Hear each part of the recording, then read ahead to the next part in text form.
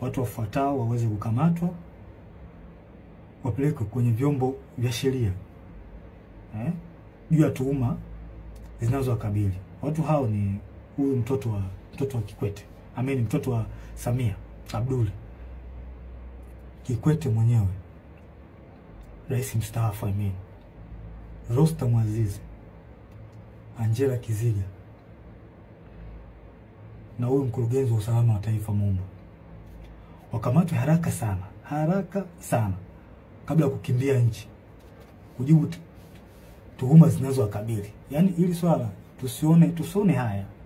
Kama tupo upande wa haki, tusione haya kuzungumzia hivi vitu. Hawa watu wakamatwe. Wameharibu sana hili taifa. Hatuwezi kuacha watu wachache wachafue na kuharibu taifa. Haiwezekani. Wakamatwe haraka sana bila kuogopa wala kuonea haya. Hawa watu sio wa kuacha hata kidogo. Hawawezi kuepuka mkono wa sheria. Sio watu wa kuacha. Kwa haya yanayoendelea hawezi kuepuka mkono wa sheria. Na hii inaonyesha ndio maana wanalazimisha uchaguzi. Ili wafiche uchafu wao. Inatabidi tulifikirie hili swala. Kwa nini hawa watu wanalazimisha sana uchaguzi? Kuna vitu ambazo wanavificha. Je, na sisi tumekubaliana kuna hivyo vitu wanavyovificha kwamba tumekubaliana kwamba tuviache tu? Tunalipeleka wapi taifa? Na shauri mkuu, hawa kabla kukimbia nchi, wakamatwe haraka sana, waekwe kwenye vyombo vya sheria. Sio watu kuacha hata kidogo. Wanalazimisha uchaguzi. Kuna vitu ambavyo wanavificha hawa.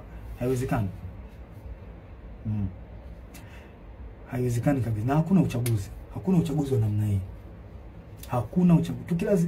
Tukiwaruhusu hawa watu wafanye huu uchaguzi ambao hauna haki wala kibali kwa Mungu, tunaenda kulipoteza taifa. Na tusije kusema kwamba tusije kumlaumiana baadaye.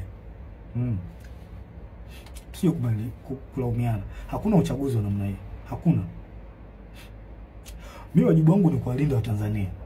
Na kuwalinda Watanzania nitawalinda kwa namna nyingi.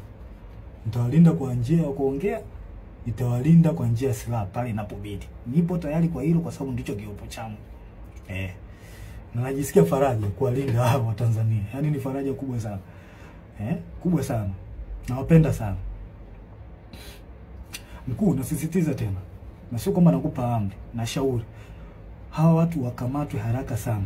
Hili swala halitopita daima mpaka haki itendeke. Nchi gani tunakubali kusumbuliwa na kikundi cha watu wachache wasiotakia mema nchi? Yaani kikundi cha watu wachache kisichozidi hata 20 kinasumbua watu almost milioni 60. Kweli tunakubali kusumbuliwa na watu na wanajeshi na tukiwemo huko? Mimi sikubali. Hao watu wakamatwe ili turudishe imani kwa taifa na uwajibikaji.